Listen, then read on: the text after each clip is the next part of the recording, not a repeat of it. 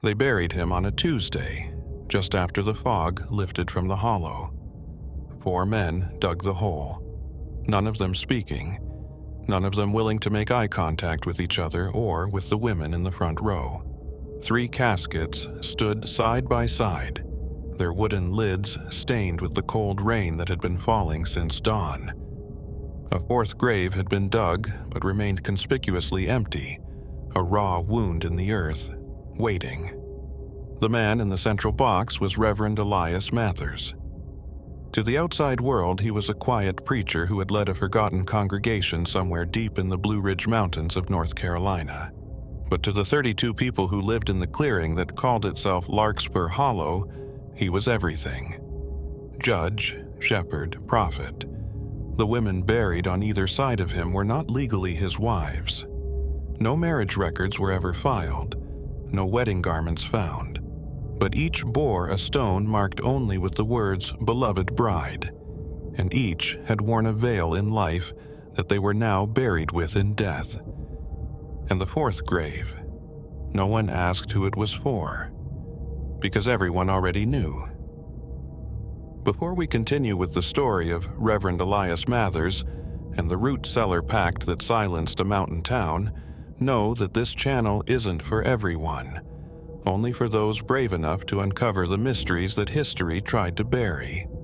If you're ready to hear stories that will make you question what really happened in America's forgotten corners, hit that subscribe button and ring the notification bell. And tell me in the comments, what state are you listening from? Are you brave enough to hear what was never meant to be unearthed? The funeral was brief. Reverend Mathers had written his own sermon for the day, stored in a sealed envelope marked "To be read only if I die." The paper inside had only one line: "Stillness is not the absence of life. It is the discipline of the chosen." No one spoke after that. The townsfolk began to leave the clearing in small groups, not waiting for the final casket to be lowered. Only one person remained behind. A young woman in her 20s wearing a dress too thin for the season. Her hands trembled as she held the edge of the 4th coffin, empty, waiting, ready. She turned and walked away, her shoes leaving no sound in the mud. No one stopped her. No one dared. Her name was Lydia, and she was supposed to be the 4th bride. 12 years earlier, the land had been untouched, a thick forest carved into a bowl of stone, with streams cutting through limestone and wild dogs roaming at night. When Elias Mathers arrived in 1853, he was alone, carrying nothing but a cross made from hickory wood, a shovel, and a book that bore no title. He claimed to be a man of God, but refused to say from which church. Locals from Boone and Wilkesboro remembered him as a chaplain who'd served briefly with a Union battalion during the war against Mexico. But something had changed in him. He no longer used scripture as it was written. He wrote his own. Parables, mostly, filled with silence, cold, and purity. He purchased 30 acres and built a single-room chapel at the center, using stones he dug up himself. He lived in a tent for the first 2 winters, and when townsfolk brought him food or blankets, he thanked them, but never invited them in. By 1855, others had arrived. A widow and her 2 children, a carpenter missing 3 fingers, a woman who claimed her husband had drowned but whose eyes never cried. They came not because Mathers asked, but because the world outside had no more room for them. He called the land the Fold, and by 1856, it had 17 residents. There were no roads, no signs, just a trail of white cloth tied around trees leading through the forest like breadcrumbs. That same year, a woman named Anna Caldwell entered the fold. She was 28, educated, and visibly pregnant. No one knew where she came from, but within days of her arrival, the pregnancy was no longer visible. Some said miscarriage, others said sacrifice. Within the week, Anna wore a white veil. She was the first bride. Locals began whispering. The Reverend's church had no affiliation with the Baptists or Methodists. There were no communion services, no baptisms, only long, silent gatherings held at dusk, where the congregation sat motionless for hours while Mathers stood behind the pulpit with his eyes closed. The silence became a rite. If a child cried, they were taken outside. If a dog barked too close, it disappeared. By 1859, a second bride had joined, Miriam. Then, in 1862, Naomi. All three were veiled. All three stopped speaking once the veil was worn. A schoolteacher from Asheville, who tried to visit the community in 1863, said she saw a chapel with no cross and women with lips sewn shut. She never returned, and when her letter to the county office was read aloud, it was dismissed as hysteria. But those who lived near the mountain knew something was wrong. Every full moon, distant hymns were heard, sung not in joy, but like dirges, slow, off-key, mechanical, always three voices, always beneath the earth. The root cellar had not yet been discovered, but the earth was already whispering. The story of how Reverend Mathers came to Larkspur Hollow was passed down not in books, but in glances, in silence, and in the superstitions whispered between back doors when the wind howled too hard through the trees.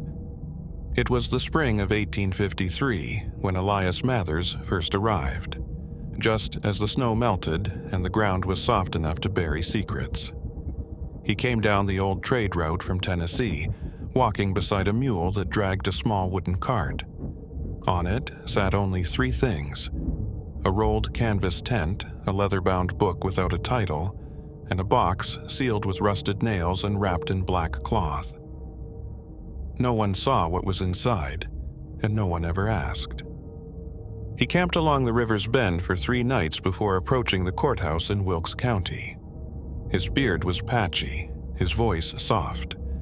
He asked for a land deed, 30 acres, thick with limestone and pine, far from the main road and with no access to the telegraph line. "Why up there?" the registrar asked. "Ain't nothing but rock and ghost trails." Mathers smiled. "That's why." He signed his name in clean cursive. Under occupation, he wrote, "Caretaker of the Fold." For the first 6 months, no one heard from him. No lumber orders, no visits to town. A surveyor who passed nearby said he saw Mathers sleeping beneath a tree in the rain, hands folded across his chest like a corpse, lips moving without sound. By late summer, smoke began to rise from a single stone chimney near the ridge, where no structure had existed before. That was the chapel. Locals assumed he'd built it alone. They were wrong. When a hunter's dog went missing, the man followed the trail north toward the hollow. He found it just outside the stone building, tied to a tree and fed. Not hurt, not starving, just quiet. When the man called for Mathers, no one answered. But when he tried to leave, he found a page nailed to a tree. "Your hound has learned obedience. Will you?" He took the dog and left without a word. 2 days later, he packed his family and moved to Georgia. By autumn, Mathers began to speak at gatherings in Wilkesboro. Not often, just enough. His sermons were strange. They contained no fire and brimstone, no redemption. Only questions. Can you trust what screams? Have you ever seen truth in a mirror? Would you know silence if it touched your throat? People called him eccentric, but some listened. In particular, those who had been discarded, a drunk who'd lost his family in a house fire, a young woman cast out for bearing a child out of wedlock, a former schoolteacher who had gone nearly blind and couldn't find work. They came to hear Mathers speak and left with that strange look in their eyes, the one people wear when they believe they've finally found someone who sees them. They began to follow him up the ridge. By the end of 1854, 12 adults and 4 children lived in what was now being called the Fold.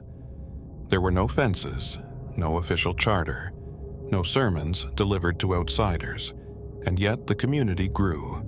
Homes were carved into hillsides, cabins with no locks, windows that faced the chapel. No one carried weapons, but no one felt safe. They were told to call him caretaker, never reverend. He preached that silence was the truest language of God, that to speak was to poison thought, that the modern world had become addicted to noise, and that only through stillness could one hear the truth buried beneath the lies. No one laughed. No one questioned him. But then Anna arrived. It was January 1856, the coldest winter in decades. A woman appeared at the southern trail entrance, barefoot, carrying a bundle of soaked linen. The cloth hid something, but no one saw what. She walked straight into the clearing and collapsed before the chapel doors. Mathers was the one who carried her inside. When she awoke 2 days later, her feet were frostbitten. Her name was Anna Caldwell. She had traveled from Asheville on foot, alone, carrying nothing but a letter with Mathers' name on it. She refused to say what the letter contained. No one ever saw it. She stayed. She never left. Within 2 weeks, she walked with a slight limp and began attending the evening gatherings. Unlike the others, she still spoke, though quietly. She asked questions, hard ones. Why must we remain silent? Why do the women gather separately? What happens beneath the chapel? Her presence unsettled people. Yet Mathers never rebuked her. In fact, he smiled when she spoke. That frightened the others more. One night, a storm rolled over the mountain. Thunder broke the sky open like a wound. The townspeople below heard a scream. Long, sharp, inhuman. When they looked up, they saw flickering light from the chapel windows. Not fire. Something else. Like starlight caught underwater. The next morning, Anna appeared in the clearing. Her hair had been cut. Her mouth was closed. She wore a white veil. She never spoke again. The Fold declared a union of purity had taken place. Not a wedding, not a marriage. A vow. Anna was now bride of the stillness, a term no one outside the community had ever heard before. From that day forward, all women in the Fold wore white veils during worship. By 1858, new rules were whispered. No child may speak after sundown. No tool may strike wood during prayer. No mirrors allowed in any dwelling. If one broke these rules, they were taken to confession below. No one outside the Fold knew what that meant. But the children, when seen at the river fetching water, had changed. Their eyes wouldn't meet yours. Their hands trembled even when still. One child, a boy of 7 named Josiah, was seen dragging his foot through the mud one Sunday, writing a word backwards with a stick. Cold. A neighbor tried to speak with him. The boy smiled, then bit his own tongue until it bled. That same week, the second bride arrived. Her name was Miriam. She walked into the Fold at dusk, carrying no bag, no coat, no shoes. Just a bundle of white cloth held to her chest like a newborn. Some said she had come from the east, from a place called Stone Ridge. Others claimed she was born in the Fold itself. No one ever confirmed either story, because once Miriam put on the veil, she never looked at the sky again. By the spring of 1859, the Fold had taken on a rhythm all its own. It no longer resembled a congregation or a village, but something older, something tribal, ritualistic, almost subterranean in its customs. Outsiders who stumbled upon the clearing found themselves unwelcome without ever being spoken to. It wasn't in what the people said, because they said nothing. It was in the way they looked through you. as if you had interrupted a dream they weren't ready to wake from. The homes, now numbering 13, were arranged in a crescent around the chapel. None had doors that locked, yet theft never occurred. Children moved in silence, not out of fear, but habit. At mealtimes, no one spoke. They sat in a circle, sharing food with deliberate slowness, hands moving with the precision of choreographed ritual. Every seventh night, the entire community gathered at the chapel under lantern light for something called Stillness Hour, a time of complete silence, darkness, and fasting. No one moved. No one breathed loudly. If a baby cried, it was taken away, gently, without a word. And always at the center stood Mathers, never raising his voice, never carrying a book. He spoke with long pauses, his words measured like grains of sand. He taught that true obedience came not from punishment, but from willing surrender. A blade does not cut unless the flesh leans into it, he once said. Miriam, the second bride, became a kind of spectral presence. She drifted across the camp in bare feet, her veil permanently affixed to her head by thin metal pins. A child once tried to lift it. The next morning, the boy's bed was found empty, the mattress soaked in something that smelled of iron. His name was never spoken again. Anna, the first bride, remained obedient, too obedient. She walked with a stiffness that frightened even the most devoted. Her face, when visible, had grown pale, translucent, as though her blood had thickened or stopped altogether. Rumors spread of bruises shaped like fingerprints on her neck, but no one dared to confirm it. If anyone noticed her flinching when Mathers passed behind her during Stillness Hour, they pretended not to. And then the cellar began to whisper. It started as a rumor among the children. There was a door behind the pulpit, buried half in dirt, half in stone. Most had never noticed it, as it was covered by a red cloth during daylight hours. But at night, during the final minutes of Stillness Hour, the cloth would twitch, a hinge would groan, and when the children were led back to their homes by candlelight, some claimed they heard breathing beneath the floorboards. One boy, Elijah, told his sister he saw light through the cracks in the chapel floor, pale blue, like ice in moonlight. He said he heard murmurs, not voices, but syllables without shape. That same week, he stopped speaking entirely. When asked what had frightened him, he mouthed a single word: chair. In May of 1860, the first known outsider to breach the fold came not as a threat, but as a visitor. Sheriff Abner Calloway of Wilkes County had heard too many stories. Children vanishing on the trails, smoke rising from the ridge long after midnight, hymns with no melody drifting into the valley. He rode in alone, with nothing but a revolver and a bottle of holy water in his saddlebag. What he found disturbed him. He described the people as half asleep, like they'd forgotten how to blink. He asked to see Mathers. The caretaker emerged from the chapel, smiling with a serenity that put Calloway on edge. "I've come about the disappearances," the sheriff said.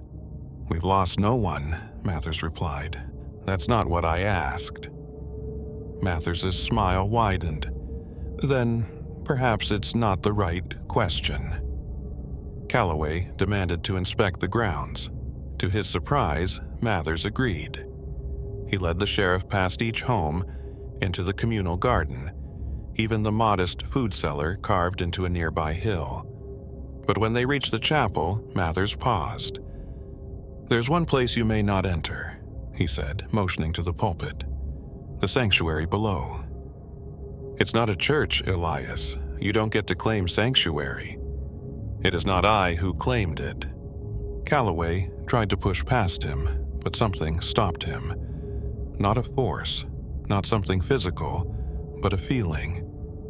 A sensation of immense pressure, like being underwater. He described it later as like someone watching from behind your ribs. He left unsettled. 3 days later, Calloway submitted his resignation and moved his family to Kentucky. His final report was burned before being entered into public record. The only surviving page reads, "Do not dig, do not question, do not sing near the trees." By the fall of 1861, whispers of a third bride began to circulate. Her name was Naomi. Unlike the others, she had not arrived quietly. She came screaming. A trapper in the woods claimed he heard her cries echoing through the trees at dawn. When he followed the sound, he saw 2 men, members of the fold, dragging her limp body up the trail, her hair tangled with pine needles, her feet bleeding. They saw him. He turned and ran, never returning to the mountain again. When Naomi appeared at the next stillness hour, her veil was thicker than the others, her posture rigid, almost corpse-like. She did not sit with the others. She stood behind Mathers, unmoving, for the entire hour. From that day forward, she was never seen in daylight. Children were told she had taken a vow of extreme obedience, that she now dwelled in the sanctuary below. They called her the bride in the root, and that's when the dreams began. Multiple residents of the fold reported night terrors, visions of cold rooms, iron rings, and voices that sounded like their own but spoke in reverse. One man clawed his own ears until he passed out from blood loss. Another claimed he woke up to find salt arranged in a perfect circle around his bed. When asked who had done it, he pointed to the window and whispered, "She's learning to move in the dark." By winter, the phrase "chair below" was spoken only in shivers. The fold had changed. The silence was no longer peaceful. It was dense, suffocating. Even Mathers' voice had grown quieter, his sermons reduced to single phrases repeated again and again. Obedience is colder than death. Silence is the mark of the chosen. The 4th will complete the promise. No one asked what he meant, because deep down, they already knew. They say the first frost of 1862 came early, too early. The fields outside the fold wilted before the harvest, and livestock began disappearing without a trace. Chickens vanished from coops with no broken fences, no blood, no feathers, just empty space where life had once been. The silence grew thicker. Children no longer played outside. They sat by the hearths, staring into flames as if trying to remember what laughter had once felt like. The women began tying red string around their wrists, claiming it helped them hear less when the chapel pulsed at night. And though no one ever saw them do it, 3 families moved their beds closer to the door, just in case they needed to run. The fold was no longer a sanctuary. It had become something else. Beneath the chapel, the earth had shifted. People said you could feel it if you pressed your ear to the floor. A low hum, like a hive vibrating deep under the skin of the world. Some said it wasn't sound at all, but thought. A whisper that hadn't yet become a word. And that's when the list began. No one ever saw it written. It simply appeared, posted outside the chapel one morning. A single sheet of parchment nailed to the cedar post beside the entrance, fluttering gently in the breeze. No explanation. No name signed at the bottom. Just 6 lines. The fold must remain silent. All speaking after dusk is forbidden. Dreams must be recorded and shared. Mirror shards are to be turned in immediately. Children must not be left unattended. The 4th is being prepared. The last line was underlined, twice. At first, no one acknowledged it aloud. People read it, nodded quietly, and moved on. But by nightfall, subtle changes crept in. Doors were now left slightly ajar. Curtains were never fully drawn. Even the air seemed to recoil when footsteps passed over certain patches of ground. and Lydia began to cry. She was only 15, daughter of a woman named Eliza, who had joined the fold in its second year. Lydia was smart, too smart for the fold. She asked questions, remembered things others pretended to forget. She was the only one who spoke to the children like they were human beings, not shadows in training. And she had begun waking with nosebleeds every night, always at 3:17 a.m. "I dream of the room," she whispered to her mother. "The one under the room. It's getting bigger." Eliza shushed her. "We don't speak of dreams before sunrise." But it wasn't a dream. There was a man sitting in the chair. He looked like the caretaker, but he didn't blink. Lydia's dreams spread like fever. Other children reported seeing the chair that remembers, or the floor that thinks, or a veil made of hair. A girl named Ruth wet the bed for the first time in 5 years, crying about a mouth behind the wall that opens when no one's watching. Even the adults were affected.